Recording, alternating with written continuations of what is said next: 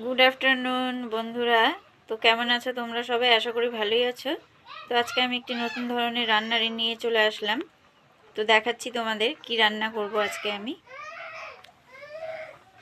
তো আজকে রান্না হবে আলুর দম খাসির চর্বি দিয়ে।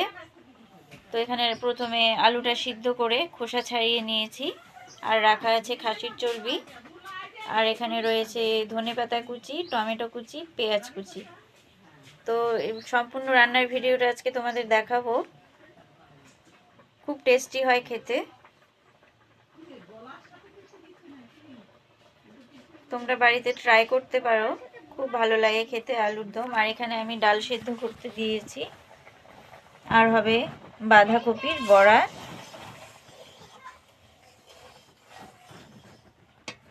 তো সম্পূর্ণ রান্নাটা আমি উনুনেই সারবো।